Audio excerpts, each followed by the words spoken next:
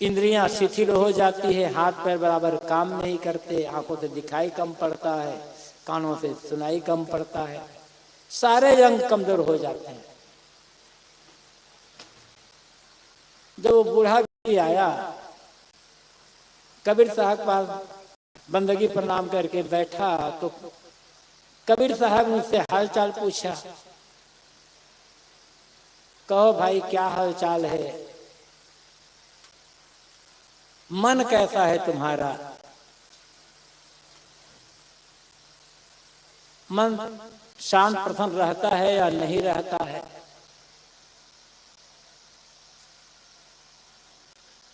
आगे बढ़ने के पहले एक बात सदैव ध्यान रखना है, यदि मन प्रसन्न है,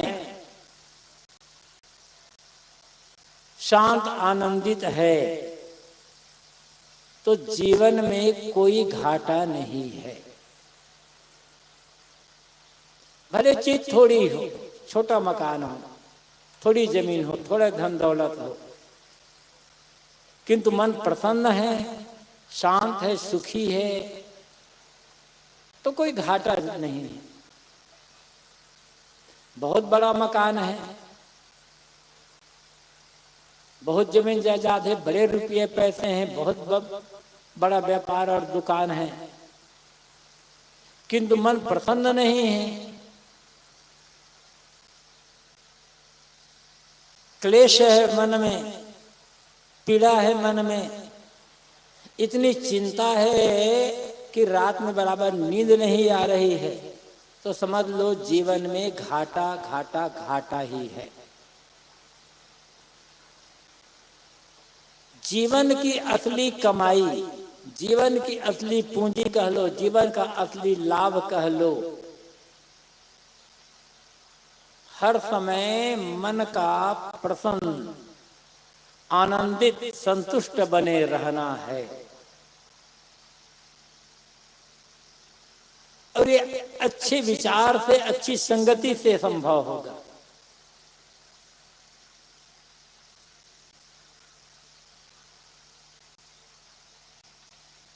और स्वयं के करने से होगा, दूसरा हमारे मन को पसंद नहीं कर सकेगा।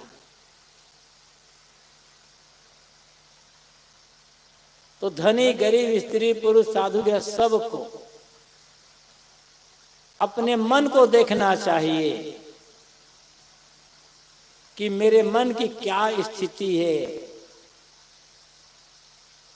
डगमगा तो नहीं रहा है मन, बाहर भटक तो नहीं रहा है, चीजों को देख देख करके ललचा तो नहीं रहा है। और यदि मन डगमगा रहा है, चीजों को देख देख करके ललचा रहा है, तो कहीं चले जाओ, शांति से जी नहीं सकोगे और चैन से सो नहीं सकोगे। ये मन का ललचाना बंद होना चाहिए। मन में जो डगमगाहट है, ये डगमगाहट बंद होना चाहिए। स्थिरता हो मन में, एक रास्ता हो मन में, क्षण में ये बात, क्षण में वो बात, सुखी कैसे रहोगे? इतना ज्ञान की बातें सुनते हो, पूजा पाठ करते हो, उसका फल क्या होना चाहिए? ये मानकर चलो। और मांग चलना नहीं है कि दुनिया की हकीकत है कि यहां सब कुछ अपने मन के अनुकूल नहीं होना है। जो चाहते हो वो थोड़ा होगा और नहीं चाहते हो वो ज्यादा होगा। ये सबके जीवन में बात आती है। अब जो नहीं चाहते वो हो रहा है, उसको लेकर दुखी होते रहोगे तो पूरी जिंदगी रोते रोते बीत जाएगी। अपनी ओर से संभालने का काम करना है, जो बन सकता है संभालो। नहीं संभाल सकते, नहीं रोक सकते, जो घटना घट गई या घटने वाली है ही, उसे स्वीकार करो। जो हमारे हाथ में है ही नहीं, जिसे रोक ही नहीं सकते, स्वीकार करने के अलावा और चारा क्या है? रोक सकते हो तो रोको, संभाल सकते हो तो संभाल लो, और दोनों नहीं हो रहा है तो स्वीकार तो करना पड़ेगा। स्वीकार करके जो हो रहा, जो हो गया, उसको स्वीकार करके ही आगे का जीवन शांति सुख से जिया जा सकता है। फिर आगे के लिए सावधानी पूर्वक काम करते रहना है। बात में ये कह रहा था, जब वो बूढ़ा व्यक्ति सदगुरु कबीर के पास आया, साहब ने पूछा, हो गया क्यों भाई, मन कैसा है? डगमगा रहा है मन, कोई चिंता, कोई डर तो नहीं है मन में? उस व्यक्ति ने कहा होगा, साहब शरीर बहुत बूढ़ा हो गया है, शक्ति घट गई है, चिंता हो रही है, हर समय मन भयभीत रहता है, डरता रहता है कि मौत ना आ जाए। मौत आ जाएगा क्या, मर जाऊंगा तो क्या होगा? आदमी को सबसे बड़ा डर होता है मरने का, और उसकी कोई दवा ही नहीं है।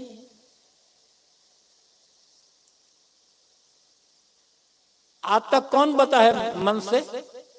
मौत से कौन कोई बचा है क्या? जिससे हम बच ही नहीं सकते, जो होकर के रहेगी, उसे डरना क्या है? अच्छा, अब मान लो मौत आ गई, मर जाओगे तो पता चलेगा कि मैं मर गया हूं? अरे तुम तो, हम तो मर ही गए ना, हमें क्या पता कि हम मर गए? जो जिंदा है वो लोग रोए चाहे गाय, हमें तो पता नहीं चलेगा ना कि मैं मर गया। जब पता नहीं चलेगा तो काहे रोते हो भाई? उसके लिए पता चलता, हाँ महाराज मैं तो मर गया, तब तो दुखी होते। पता ही नहीं चलेगा कि मैं मर गया। मरने के पहले क्या होना चाहिए, इसके लिए सोचो। और मरने का नाम सुन करके घबराओ मत, डरो मत। मरने का नाम सुनोगे, मौत का नाम सुनोगे तो आज ही मौत दौड़ कर आ जाएगी। ऐसे नहीं, जब तक कर्म फल भोग पूरा नहीं होगा, प्रारब्ध पूरा नहीं होगा, तब तक दुनिया की कोई ताकत आपको मार नहीं सकती है। और जिस दिन कर्म फल भोग पूरा हो जाएगा, दुनिया की कोई ताकत आपको बचा नहीं पाएगी। सावधानी पूर्वक काम करना है, सड़क पर चलना है सावधानी पूर्वक, और कोई कहीं कुछ काम करना है सावधानी पूर्वक। सावधानी रखना है बस। मौत जब आएगी तब आएगी। जो आदमी डरता रहता है, वो आदमी हर क्षण मरता रहता है। और जो निर्भय रहता है, वो जीवन में एक बार मरता है। साहब ने कहा है, मरू मरू तू क्या करे, मेरी मरे बलाए, मरना था सो मर गया, अब को मरने जाए। हाय मर जाऊंगा तो क्या होगा, हाय ये होगा तो क्या हो जाएगा। साहब कहते तुम मर जाऊंगा तो क्या होगा, ये क्या सोच रहे हो बराबर? मेरी तो बला मर गई, मेरा तो अहंकार में मिट गया। जिस अहंकार को मरना था मर गया। अब मेरी मौत में जिसके अहंकार मर गया, जिसके मन की तृष्णा मर गई, मर गया मतलब अहंकार मिट गया, शांत हो गया, तृष्णा शांत हो गई, उस व्यक्ति को अब मरने का डर नहीं रह गया है। उस अहंकार को मारना है। वो जो तृष्णा है, लोभ लालच है,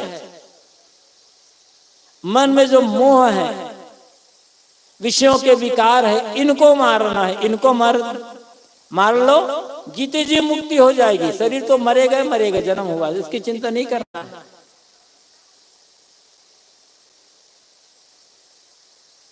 इसलिए डरना नहीं है।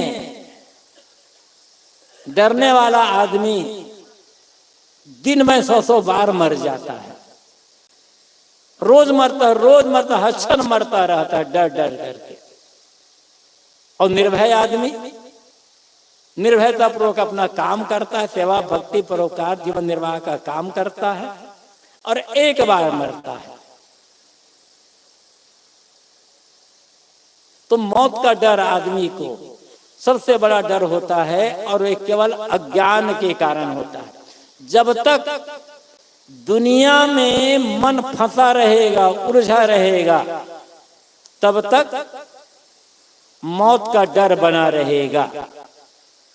दुनिया की सेवा करो, घर में रहते हो, परिवार का भरण पोषण करो, बच्चों को पालो पोसो,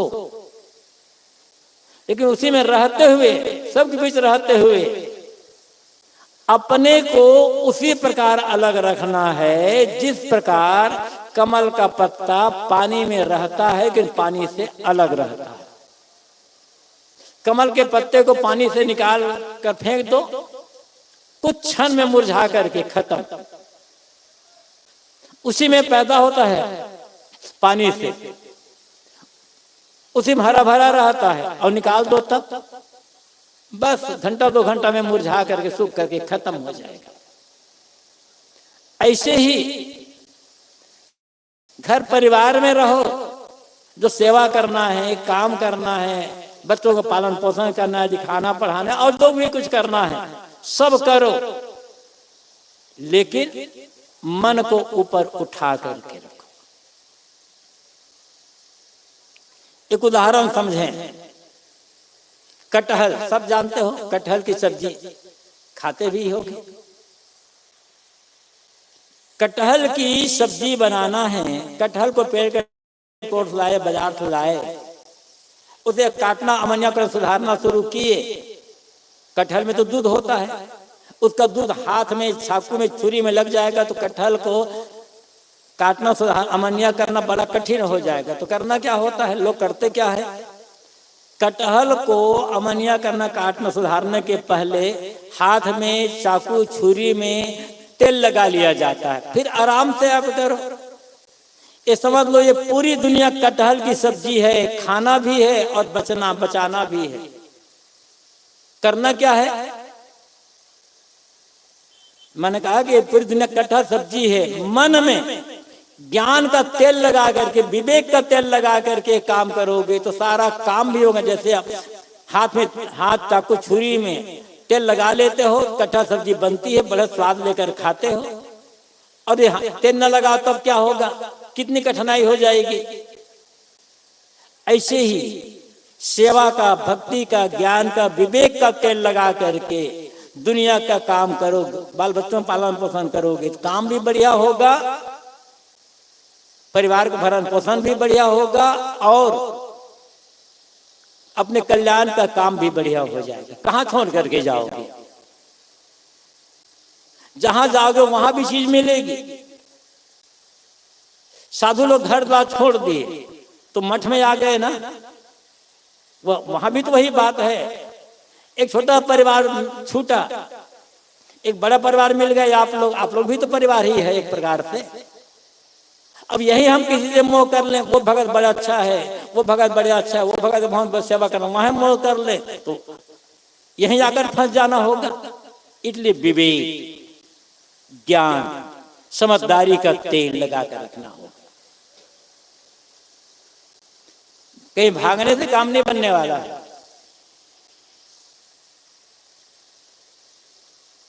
तो आदमी को सबसे बड़ा डर होता है मौत का।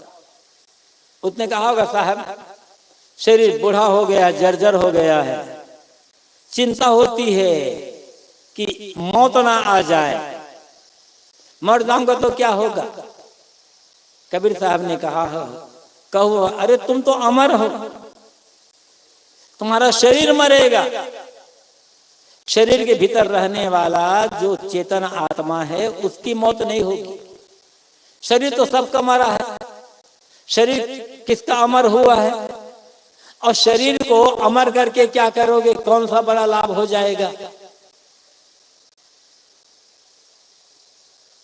शरीर सबका मरने वाला है, लेकिन सबके शरीर के भीतर जो राम बैठा हुआ है, उस राम को हम जीव कहते हैं, चेतन आत्मा आदि कहते हैं, वो कभी नहीं मरेगा।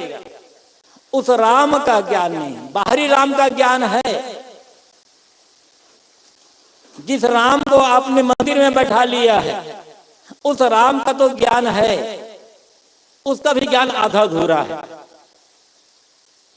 लेकिन भीतर जो राम बैठा हुआ है, कबीर साहब जिस राम की बात करते हैं, ऐसे घट घट राम है दुनिया दानत नहीं, घट घट में जो राम बैठा हुआ है उस राम का ज्ञान नहीं है।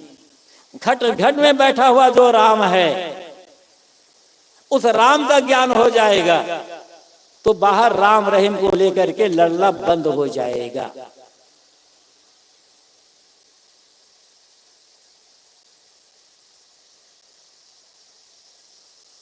जब तक भीतर बैठा हुआ जो राम है, प्रत्येक घट में बैठा है, मुझे हर प्राणी के भीतर बैठा हुआ है, उस राम का सही ज्ञान हो जाएगा तो आदमी राम और रहीम को लेकर, मंदिर और मस्जिद को लेकर, अल्लाह और ईश्वर को लेकर, खुदा और परमात्मा को लेकर लड़ाई नहीं लड़ेगा कभी भी। ये लड़ने वाले लोगों को राम का पता ही नहीं है, केवल अपने अहंकार के लिए लड़ते हैं कि हम बड़े हैं, हम बड़े हैं। लड़ाई जहां होती है वहां भगवान नहीं होता, वहां शैतान होता है। शैतान होने पर ही लड़ाई होती, भगवान होने पर कहां लड़ाई होगी। भगवान कहीं लड़ने देगा भला। ये लड़ने वाले लोग चाहे कोई हो, ये लड़ने वाले लोग शैतान के भगत होते हैं, भगवान के भगत नहीं होते। क्योंकि भगवान के भगत कभी लड़ेगा ही नहीं। भगवान को जो समझ लेगा, अल्लाह खुदा गॉड को जो समझ लेगा, वो लड़ेगा क्यों। और वह जो राम है, वह जो भगवान है, बाहर नहीं है कहीं आकाश पाताल मंदिर मस्जिद में, वो आपके भीतर बैठा हुआ है, वो अमर है, उसका ज्ञान नहीं है, इसलिए बाहर लड़ाई है और भीतर मौत का डर है। और जब भीतर बैठे राम का ज्ञान हो जाएगा, बाहर की लड़ाई खत्म हो जाएगी और भीतर मौत का डर खत्म हो जाएगा। और जहां लड़ाई नहीं है, डर नहीं है, वही तो आनंद है, वही तो मुक्ति, वही तो कल्याण है।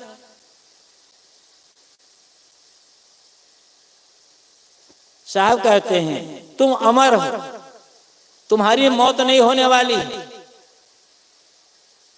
मौत शरीर की होती है, जन्म शरीर का होता है। गीता का श्लोक पढ़े होगे, उसमें कहा गया है जैसे आदमी पहना हुआ कपड़ा जब पुराना और जर्जर होकर के फट जाता है, तब आदमी उस पुराने कपड़े को छोड़ करके नया कपड़ा पहन लेता है। ऐसे ही ये जो वर्तमान का शरीर है, पुराना जर्जर हो जाता है, काम लायक नहीं रहता, तब जीव इस शरीर को छोड़ करके दूसरा शरीर कपड़ा पहन लेता है, धारण कर लेता है। इसलिए डरना नहीं है, काम करना है, सेवा करना है। तो ये आत्मा, ये जो जीव है अमर है। कहाँ लगा हुआ है ये? मोह किसमें किया हो, फंसा किसमें है? नाशवान। शरीर ही नाशवान है। जब शरीर नाशवान है तो हर चीज नाशवान है। ये मकान भी नाशवान है। जहां हम इस आश्रम में बैठे हैं, एक दिन ये आश्रम नहीं था। यहां पर किसी का मकान रहा होगा या खाली जमीन पड़ी रही होगी। समय आने पर यह आश्रम बना और एक दिन ऐसा आएगा जब यह आश्रम खत्म हो जाएगा, भले हम उसको देख पाए या न देख पाए। बड़े बड़े मंदिर, बड़े बड़े राजमहल और बड़े बड़े पता नहीं क्या क्या खत्म हो गए। बड़े बड़े किला जिन्हें किसी राजा ने बनाया था, जमीन में धंस गए हैं, खुदाई में निकलते हैं। पता नहीं चलता कि ये किला कब बनाया गया था, किस राजा ने बनाया था या कौन रहता था, पता नहीं। किला जमीन में धंस गया, दब गया, बनाने वाला छोड़ करके चला गया। तो हर चीज तो बदल रही ना, हर चीज तो नष्ट हो रही है। हमारा मोह लगा हुआ है नाशवान प्राणी और पदार्थों में, इसलिए छूटने का डर, ये न छूटे, वो न छूटे, वो न छूटे, ये डर के कारण से आदमी मृत्यु से डरता है। मोह है इसलिए। लेकिन छूटना तो है। जरा सोचो, हमसे और आप लोगों से पहले हमारे पूर्वज, हमारे दादा बाबा परपाजा, उसके भी दादा बाबा परपाजा, जिस घर में आप रहते हो, आपके पिता के पिता के पिता के पिता रहते, 6-7 पीढ़ी के लोग पहले यदि जीवित रहते तो घर आपका रहने लायक होता क्या? उस घर में आप रह पाते? कल्पना करो, एक कल्पना करके देखो, जिस घर में आप हो, जो आपका परिवार है, ना आपकी मौत होगी ना बेटे को, किसी में 200 साल तक आपके घर परिवार में किसी की भी मौत नहीं होगी। आपका घर रहने लायक बने होगा क्या? तो कहोगे भाई, कहोगे अरे ये तो बड़ा गड़बड़ हो गया, ये तो एक के बाद एक आते जाते रहते हैं, तो दुनिया रहने लायक है। आना जाना बंद हो जाए तब रहने लायक ही नहीं रह पाएगा। दुनिया में आ गए हैं, जो बन सके सेवा कर दो और इसी में अपना कल्याण का काम करके यहां से विदा हो जाओ। साहब कहते हैं, कहू अमर का स्वागत, तुम अमर आत्मा हो, तुम्हारी मौत नहीं होगी। लेकिन जहां तुम फंसे हुए हो, जिनके मोह में पड़कर तुम अपने आप को भूल गए हो, वो नाशवान चीजें हैं। और जब तक नाशवान वस्तुओं का मोह है, उनके प्रति लोभ है, तब तक अमर आत्मा का ज्ञान नहीं हो पाएगा। चेतन हारा चेत सुभागा। सदगुरु कबीर कहते हैं, तुम चेतने वाले हो, जागने वाले हो और सुभागा, सौभाग्यशाली हो। चेतो, जागो। आदमी महासौभाग्यशाली है। क्यों सौभाग्यशाली है आदमी? इस मानव जीवन में आकर अपने आप को पहचान सकता है, अपने बंधनों को पहचान सकता है और सेवा भक्ति करके बंधनों को काट करके कल्याण परमानंद को प्राप्त कर सकता है। इसलिए आदमी सौभाग्यशाली है। जानवर ये काम नहीं कर सकते। पेट भर गया, समय आया, बच्चे पैदा कर लिए, पाल लिए, बस आगे कुछ नहीं। जानवरों का ना उत्थान होता है ना पतन होता है, बस जानवर जैसे हैं वैसे रहते हैं। आदमी में मन का विकास होने से आदमी का पतन भी होता है और आदमी का उत्थान भी होता है। कितने सौभाग्यशाली हैं, जरा सोचे हैं। शिकायत करते महाराज हमें ये नहीं मिला, हमें वो नहीं मिला, हमें वो नहीं मिला, हमारे पास ये नहीं, हमारे पास वो है। देखो ना, उनके पास ऐसा, उनके पास वैसा, हमारे पास तो कुछ भी नहीं है। जो नहीं है उसके लिए शिकायत करते हो। हर आदमी शिकायत करता है जो नहीं उसके लिए, और जो है, जो मिला हुआ है, उसका पता ही नहीं है। अब पता है भी तो उपयोग नहीं करते। आपके पास धन नहीं है, मतलब बहुत धन, बहुत बड़ा मकान नहीं है, बड़ी गाड़ियां नहीं, बड़ी कोठी नहीं, बहुत पढ़ लिख नहीं पाए, कोई बड़ा पद नहीं पा पाए, इसकी शिकायत तो है। लेकिन आपको देखने के लिए सुंदर आंख मिली है, सुनने के लिए कान मिले हैं, बोलने के लिए वाणी मिली है, सोचने विचारने के लिए मन मिला है, बुद्धि मिली है, सुंदर हाथ पैर मिले हैं, स्वस्थ शरीर मिला हुआ है। क्या कभी इसके बारे में सोचते हो, देखते नहीं हो क्या? कुछ ऐसे लोग हैं जो जन्म से बेचारे अंधे हैं।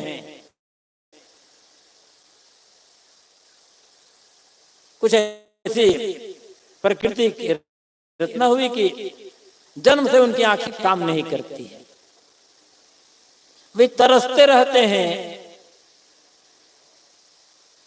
कि हमारी आंखें होती तो क्या होता। और जिन्हें दिखाई नहीं पड़ता उनको जीवन निर्वाह में कितनी कठिनाइयां होती है।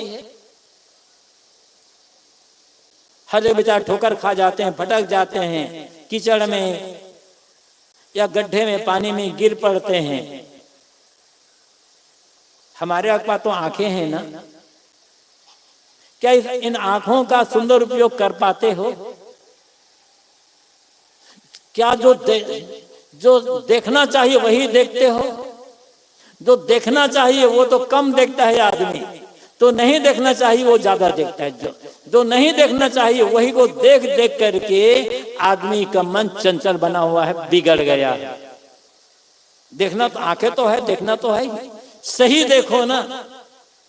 रास्ता जा रहे हो, रास्ते को देखो, यहां वहां मत ताको। इसका इतना बड़ा मकान, इसकी ऐसी गाड़ी है, देखो सुंदर लड़की है, सुंदर लड़का है, सुंदर के जवान है, ये सब देखने की क्या जरूरत है आपको? रास्ता चल रहा वही देखो। आंखें तो है। एक बच्ची जन्म से उसकी आंखें नहीं थी, मतलब आंखों से दिखाई नहीं पड़ता था। थोड़ी बड़ी हो गई थी, 10-12 साल की। एक दिन अपनी माँ के पास बैठी थी तो बातचीत होने लगी। बातचीत करते करते वो बच्ची कहती है, माँ मैं फूलों को छूती हूँ, फूलों की कोमलता का मुझे ज्ञान होता है, फूलों की सुगंध का मुझे ज्ञान होता है, किंतु फूल कैसा है, किस रंग का है, ये मैं देख नहीं पाती। मुझे सूरज की गर्मी का अनुभव होता है, सूरज है उगा है तो सूरज गर्मी का अनुभव होगा, लेकिन सूरज कैसा है, कितना दूर है, मैं देख नहीं पाती।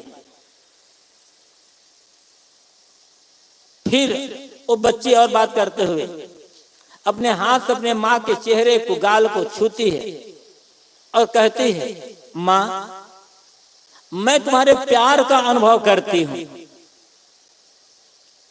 तुम मुझे जो स्नेह देती हो उस स्नेह का अनुभव करती हो, लेकिन माँ मैं तुम्हारे चेहरे को देख नहीं पाती। कितना दर्द है उस बच्ची के मन में।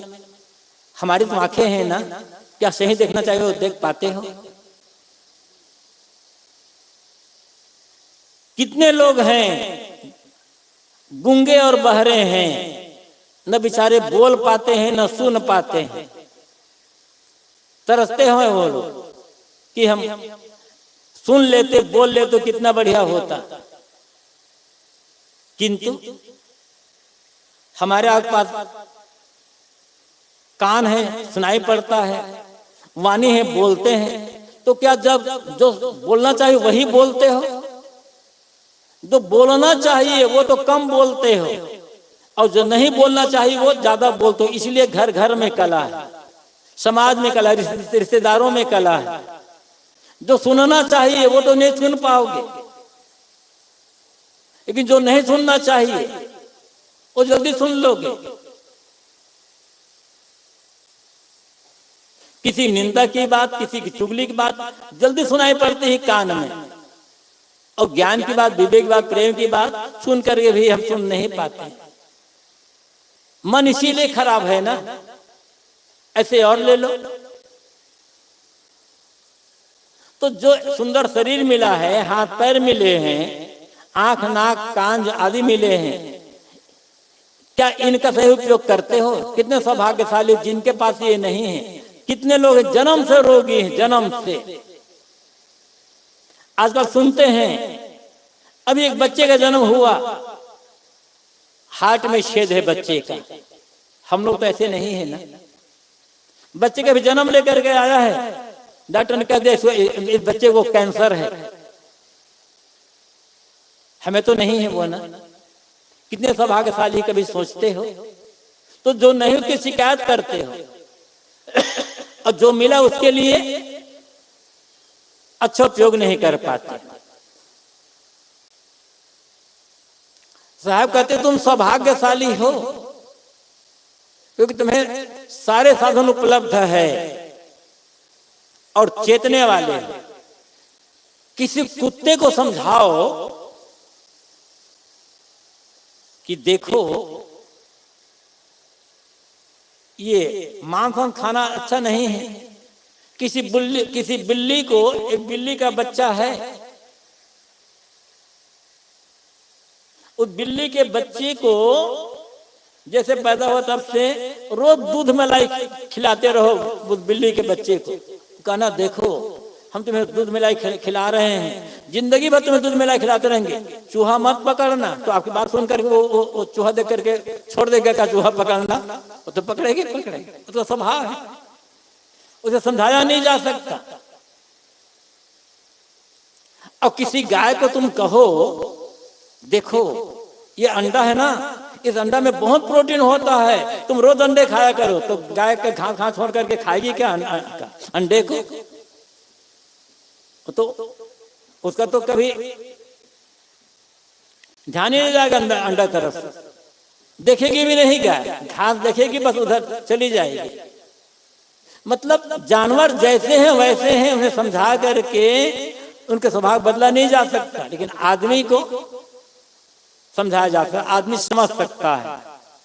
साहब तुम चेतने वाले हो, जागने वाले हो, बड़ी सी बड़ी गलतियों का त्याग कर सकते हो और त्याग करके सही रास्ते पर आ सकते हो। इसलिए चेतो, जागो।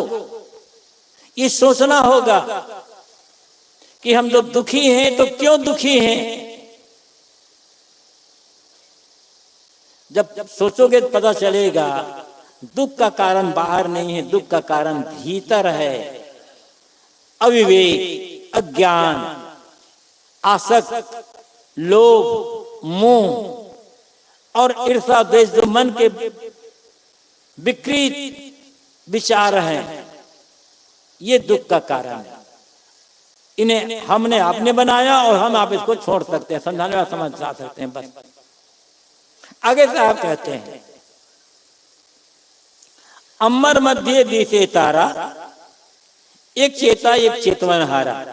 जैसे आकाश, जितने तारे हैं कहां दिखाई पड़ते हैं? आकाश में।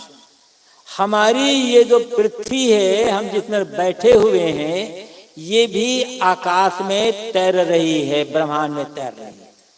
हम पृथ्वी पर रहते हैं, इन्हें पता नहीं चलता। जैसे आप लोगों ने देखा होगा कभी, जब आप ट्रेन से यात्रा करते हो, क्या ऐसा लगता है कि हमारी ट्रेन खड़ी हुई है, बगल की ट्रेन जा रही है, जबकि चलती हमारी ट्रेन है। ये पृथ्वी, ये भी आकाश में, जैसे चंद्रमा है ना, दिखाई पड़ता ऊपर आकाश में। और यदि चंद्रमा में चले जाओ तो क्या होगा जानते हो? चंद्रमा नीचे, धरती ऊपर, सब ऐसे है। यदि कल्पना करो, संभव नहीं है, कल्पना करो क्योंकि ऐसा उपाय निकल जाए कि हम सूरज में चले जाएं, तो सूरज दिखाई पड़ेगा नीचे, धरती दिखाई पड़ेगी ऊपर। ये सब तैर रहे हैं। और हमारी पृथ्वी क्या है? ये जो आकाश में तारे हैं ना, बड़े बड़े तारे दिखाई पड़ते हैं बहुत छोटे, लेकिन अत्यंत बड़ा, अत्यंत। ये जो अनंत ब्रह्मांड है, उस अनंत ब्रह्मांड के सामने हमारी पृथ्वी धूल का जो एक कण होता है, उस कण के 1000वें हिस्से से भी छोटी है ये पृथ्वी। लेकिन हमें उसका ज्ञान नहीं है, इसलिए हमें जो मिलता है, हमारे इतना धन, हमारा उतना धन, हमारा वो धन, सब इसी का अहंकार में भूल जाते हैं।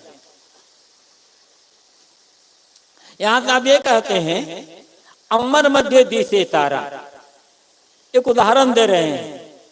जितने तारे हैं सब आकाश के बीच में हैं, आकाश से बाहर कोई तारा नहीं है। आकाश का मतलब होता है शून्य, खाली जगह, जो सबको अवकाश दे, जो सबको जगह दे, उससे कहते हैं आकाश। तो सारे तारे आकाश में हैं, ये उदाहरण हुआ। ऐसे ही जितना ज्ञान है, उस सारे ज्ञान का आधार कहां है? ये मनुष्य जीव। हमने तो हमारे समान दूसरा कोई। इतना ज्ञान विज्ञान का आकाश हुआ, विकास हुआ, किसने किया? मनुष्यों ने तो किया ना। मोबाइल आज सबके हाथ में है, कितना अद्भुत। एक छोटी सी मशीन कह लो, यहीं बैठे बैठे दुनिया के किसी कोने में रहने वाले आदमी से बात कर सकते हो, यदि वहां नेटवर्क है तो। और यहीं बैठे बैठे दुनिया के किसी कोने में घटने वाली घटना को देख सकते हो सेकंडों के भीतर। किसने बनाया? किसी भगवान ने बनाया क्या आकाश से? कि भगवान आकाश से बना बना कर भेज रहा है? आदमी ने बनाया। जितने बड़ी बड़ी मशीन हो, छोटी मशीन हो, जितने कला कौशल है, इस सब का आधार कौन? ये मनुष्य जीव। किंतु मनुष्य सबको जानता है, अपने को नहीं जान पाता है। ये दुर्भाग्य है। बड़ी बड़ी मशीन बनाने वाला आदमी अपने को समझ नहीं पा रहा, अपने को बना नहीं पा रहा है। साहब कहते हैं जैसे तारे आकाश के बीच में हैं, आकाश से बाहर कोई तारा नहीं है, ऐसे सारा ज्ञान विज्ञान मनुष्य जीव के भीतर है, मनुष्यों के भीतर। थोड़ी सी कड़वी बात लगेगी। यदि दुनिया में आदमी ना होता तो दुनिया में ना मंदिर होता, ना मस्जिद, ना गिरजा, ना गुरुद्वारा, ना मठ, ना आश्रम। दुनिया में आदमी ना होता तो कोई भगवान भी ना होता। चंद्रमा में आदमी नहीं है। इसलिए वहां मंदिर, मस्जिद, गिरजा, गुरुद्वारा, मठ, आश्रम कुछ नहीं है, क्योंकि वहां जरूरत नहीं किसी को। आदमी को अब जरूरत होती है, आदमी बना लेता है। हम पृथ्वी पर रहते हैं, तमाम देवता हम बना लेते हैं। चंद्रमा में आदमी ही नहीं है तो वहां कोई देवता ही नहीं है। कल्पना करने वाला तो आदमी तो है ना। और अपने कल्पना कर करके स्वयं उसी कल्पना में उलझ जाता है आदमी, समझ नहीं पाता है, और उसके नाम पर लड़ना शुरू कर देता है, हमारा भगवान बड़ा, हमारा भगवान बड़ा। मैंने कहा लड़ने वाले लोग भगवान को समझ नहीं सकते हैं, और समझते नहीं है इसीलिए तो लड़ते हैं ना। लोग क्या कहते हैं, सबका मालिक एक। भाई जब सबका मालिक एक ही है तो हमारा भगवान तुम्हारा भगवान, ये लड़ाई कहां से आ गई? कहते तो हैं भाई भगवान तो एक है, मालिक तो एक है। जब एक है तो मेरा भगवान तुम्हारा भगवान ये कहां से आ गया बीच में? मतलब खुद विश्वास नहीं हो रहा है ना लोगों को। सभी लोगों ने अपना अपना भगवान बना लिया है, और बनाया हुआ जो भगवान है वो काम नहीं आएगा। असली भगवान को समझना पड़ेगा, और असली भगवान आपके भीतर बैठा हुआ है, उसको किसी ने नहीं बनाया। मंदिर में जो भगवान है उसे बनाने वाला आदमी है। आदमी मंदिर बनाता है और आदमी भगवान बनाकर वहां बैठा देता है और खुद उसकी पूजा कर लेता है। आदमी ना हो ना तो मंदिर में जितने भगवान बैठे हैं सब बेचारे भूखे मर जाएंगे, उन्हें खिलाने वाला कोई मिलेगा नहीं। समझना होगा अपने आप को। लेकिन आदमी इतना कमजोर क्यों? लोभ है आदमी के मन में, गलत आदतें हैं आदमी के मन में, मोह है आदमी के मन में। जितना आदमी के अंदर लोभ होगा और आदतें गलत होगी, उतना आदमी भीतर से कमजोर होगा, और उतना है आदमी तमाम देवता बनाकर उसके आगे गिड़गिड़ाता रह जाएगा। साहब कहते तुम्हें गिड़गिड़ाने की आदत नहीं है, आवश्यकता नहीं गिड़गिड़ाने की, तुम आदत बना लियो गिड़गिड़ाना, और जब तक गिड़गिड़ाते रहोगे कोई उद्धार नहीं कर पाएगा। उद्धार करने वाला कोई होगा तो आदमी ही होगा। रास्ता बताने वाला है तो कोई आदमी है, भटकाने वाला है तो कोई आदमी है। इसलिए अपनी हकीकत समझना पड़ेगा। साहब कहते हैं अमर मध्य दिशे तारा, जैसे सारे तारे आकाश के बीच दिखाई पड़ते हैं, ऐसे ही सारा ज्ञान विज्ञान में मनुष्य जीव के भीतर है। इसको छोड़ करके बाहर करने, इसलिए अपनी आदमियत को, अपनी इंसानियत को समझो, मानो तू है सबसे महान।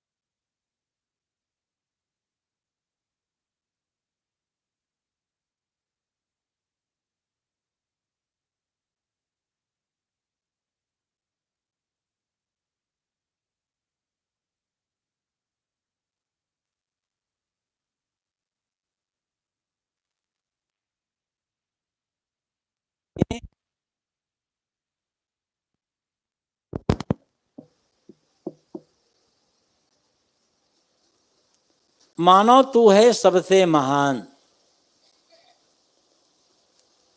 मनुष्य से बड़ा कोई नहीं है।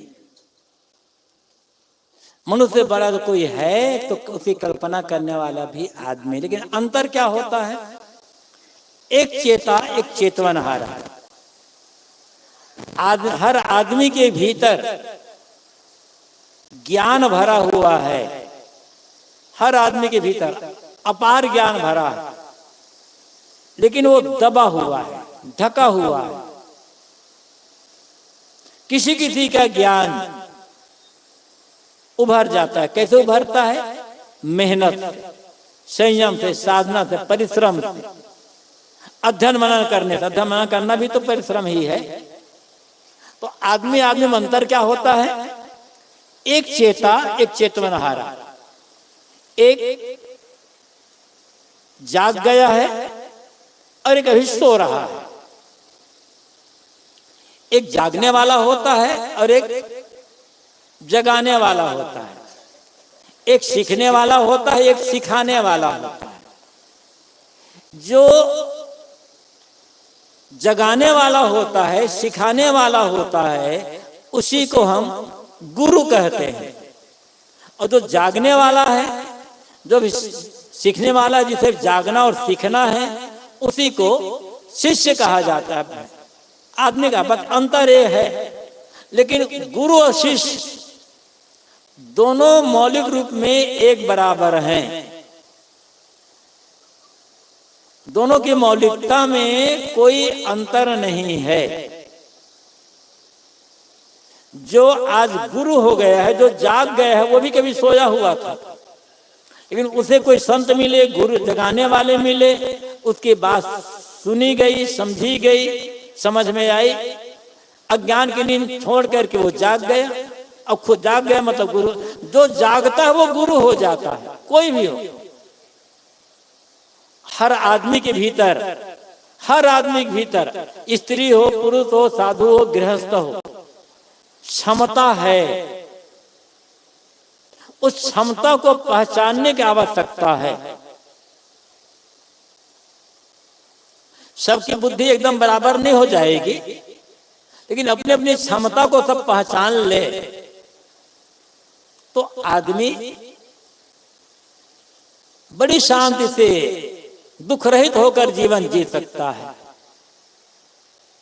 तो बात यह है, जो जाग गया वो गुरु है, और जो नहीं जागा है वो चेला है। जागने का मतलब क्या है?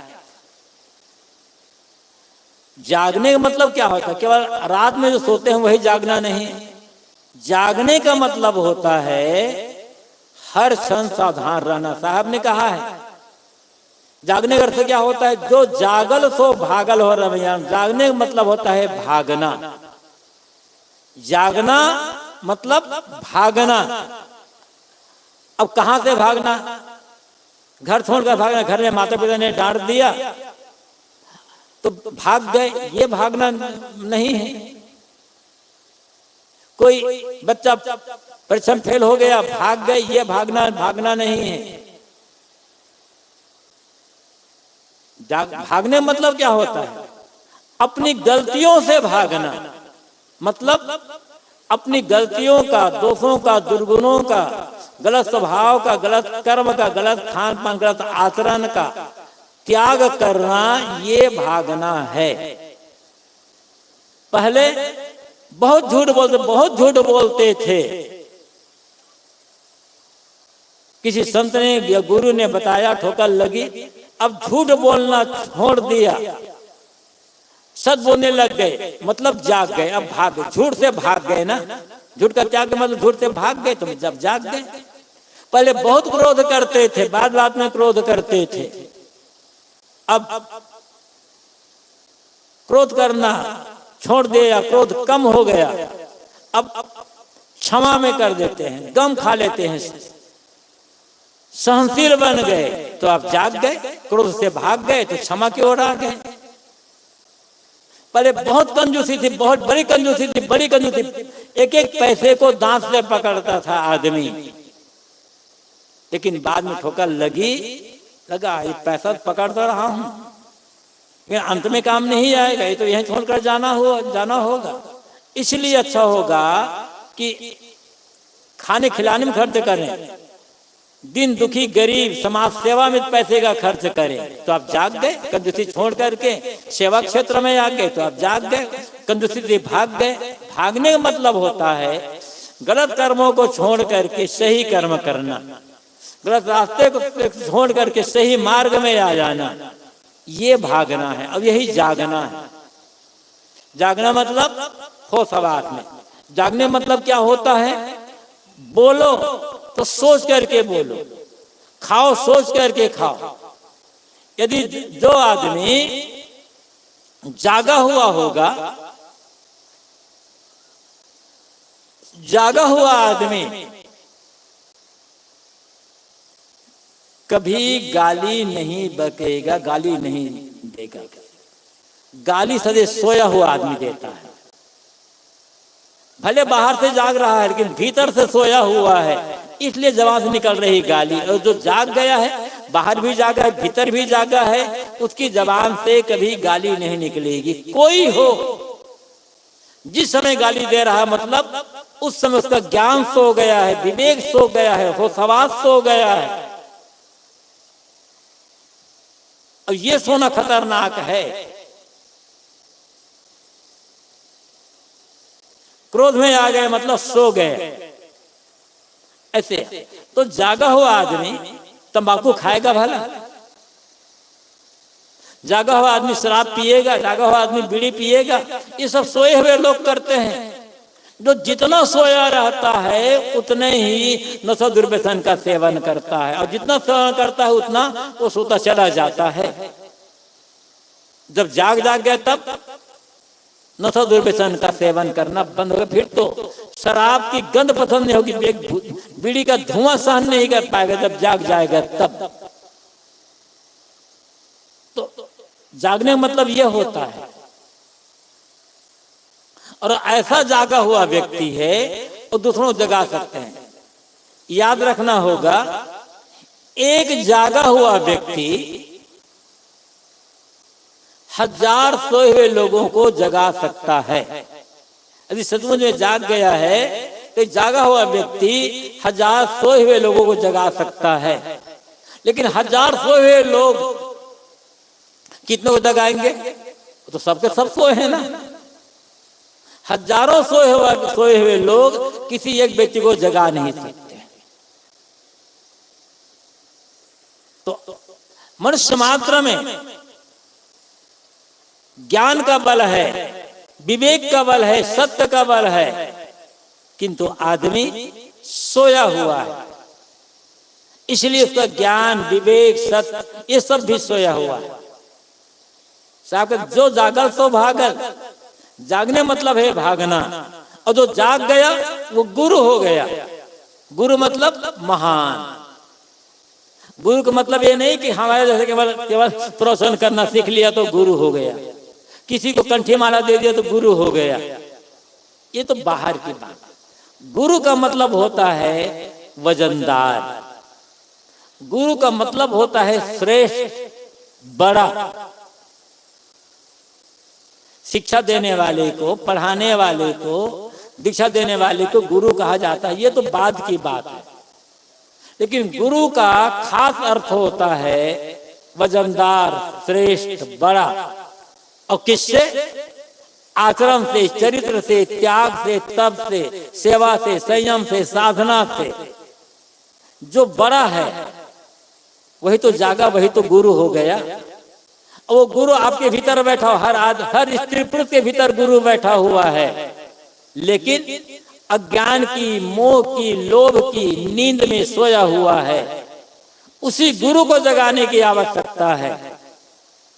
और जगह कैसे? किसी गुरु का सहारा पाकर, किसी गुरु का निर्देश पाकर, गुरु का ज्ञान पाकर वो भीतर का गुरु जगेगा। और जब भीतर गुरु जग गया तो सारा दुख खत्म हो जाएगा। इसलिए बाहर के जो संत हैं, बाहर के जो गुरु हैं, जो जागे हुए हैं, जिनका जीवन नशा दुर्व्यसन से मुक्त है, दोष दुर्गुणों दुराचरण से जो मुक्त है, जिसका आचरण कर्म व्यवहार चरित्र उज्जवल है, जिसका जीवन त्याग तप साधनामय है, ऐसे जो व्यक्ति है वही संत है, वही गुरु है। ऐसे संत और गुरु के पास जब हम जाएंगे, उनके उपदेश को सुनेंगे, मनन करेंगे और सुन मनन करके जब प्रयोग करेंगे तो हमारे भीतर का भी गुरु जग जाएगा। और जब भीतर का गुरु जग जाएगा तो सारा दुख खत्म हो जाएगा और ये पूरा जीवन आनंद से शांति से व्यतीत होगा और इसी जीवन हमें कल्याण की प्राप्ति हो जाएगी। इसीलिए इस मानव जीवन को पाना सौभाग्य का फल कहा गया है। तो सदगुरु कबीर का एक पद मैंने कहा, कहू अमर कासों लागा चेतन हारा चेत सुभागा, अमर मध्य दिशे तारा एक चेता एक चेतवन हारा। ये दो पंक्तियों पर मैंने थोड़ी चर्चा की, आगे दो पंक्तियां शेष है, समय पूरा हो गया है। आप सब बहुत बहुत धन्यवाद है और अपनी वाणी को यहीं पर विराम। बोलिए सदगुरु कबीर साहेब की जय।